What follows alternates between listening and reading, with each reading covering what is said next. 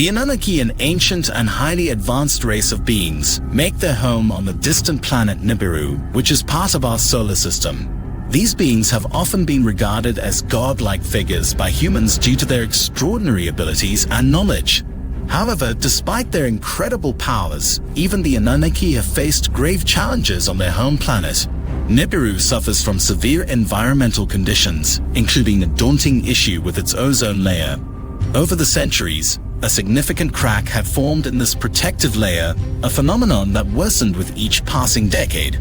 This crack exacerbated global warming, wreaking havoc on Nibiru's ecosystems, devastating crops, and threatening the existence of its animal life.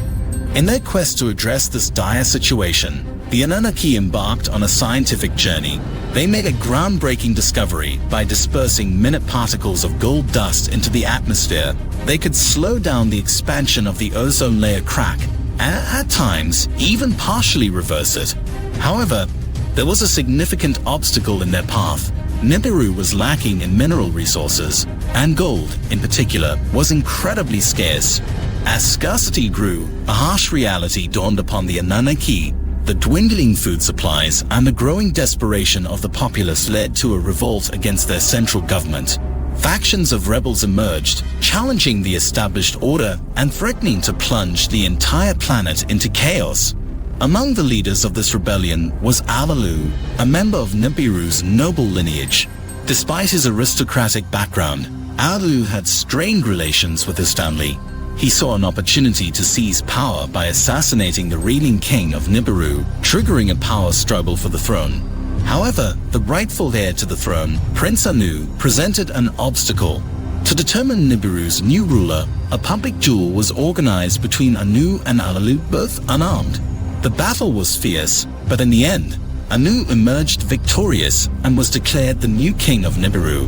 Alalu's fate hung in the balance as he awaited his sentence, but before judgment could be passed, he seized a spaceship and made a daring escape from Nibiru. King Anu, choosing a path of mercy, decided that Alalu's exile from their homeworld was punishment enough for his actions. With the usurper gone, Anu turned his focus to addressing the dire environmental crisis threatening Nibiru's existence. Anu understood that the only viable solution was to locate a new source of the precious gold needed to mend Nibiru's fragile ozone layer. The Annunaki embarked on numerous space expeditions to explore neighboring planets within the solar system, hoping to find gold veins. However, these endeavors yielded disappointing results, as their searches came up empty.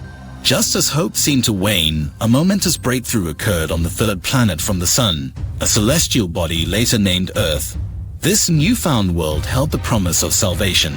Earth was a veritable paradise, with vast expanses of water and lush land teeming with diverse flora and fauna. Crucially, it also held abundant stores of the precious gold the Annunaki desperately sought.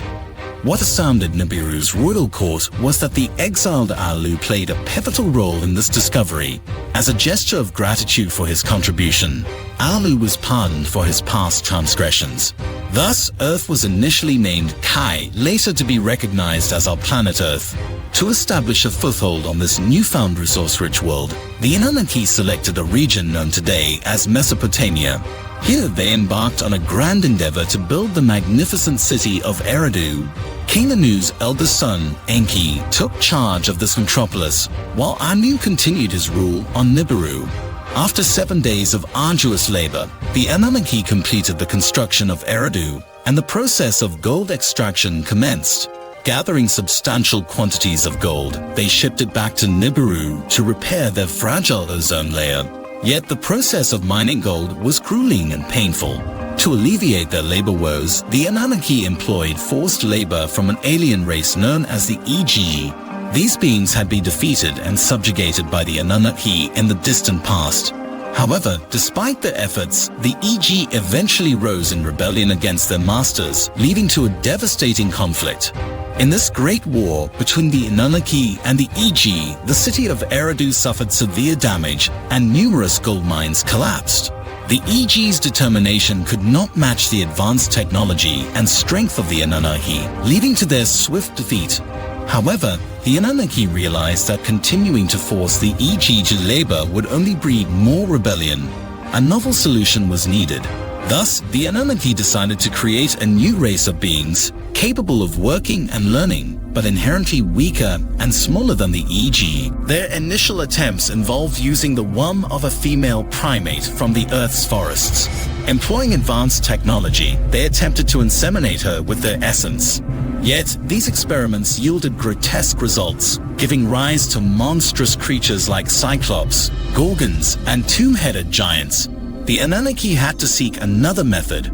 Turning to genetic manipulation, they altered the DNA of a male primate and successfully inseminated it into the womb of an Annunaki woman. After several months of anticipation, the first human baby was born, and he was named Adamu. Though smaller than the Annunaki, Adamu bore a striking resemblance to his creators, marking the birth of the first human.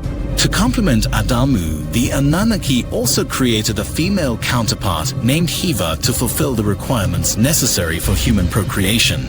Centuries after Adamu and Hiva's birth, humans had grown into a substantial population within the city of Eridu. These humans rapidly developed the ability to mine gold, construct homes, and cultivate crops.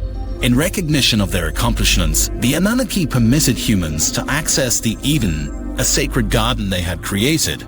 As time passed, the allure of human women began to attract some Annunaki, despite strict prohibitions against relationships between the two races. Notably, Enki, the ruler of Eridu, fell in love with a human woman, leading to the birth of Arapa. Arapa proved to be a remarkable and wise individual, as he was the direct offspring of a noble Annunaki. Unlike ordinary humans, he enjoyed a longer lifespan, although he was not immortal. As Arapa grew, he married a woman named Atiti, and together they gave birth to a new generation of humans. This generation displayed heightened intelligence, but unfortunately they also inherited the Annunnaki's desires for gold and power. This inclination led to the emergence of violent behavior among humans. Two of Arapa's eldest sons, Cain and Abel, vied for favor among the Annunaki, each striving to outdo the other. Frustrated by his brother Abel's prominence, Cain resorted to violence, murdering his sibling with a wooden club. This act marked the first instance of one human taking another's life, shocking the Annunaki. To punish Cain, his forehead was marked with a symbol designating him as a murderer, and he was banished from Eridu, left to wander the world indefinitely, plagued by his actions.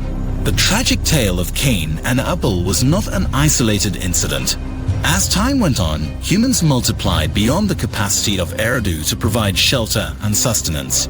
Food became scarce within the Eden Garden, and the Annunnaki's need for massive gold extraction diminished as Nibiru's condition improved. In response to these challenges, the Annunaki made a difficult decision. They chose to expel the humans from their sacred city and the Eden Garden, consigning them to a life in the wild fields and forests of Earth.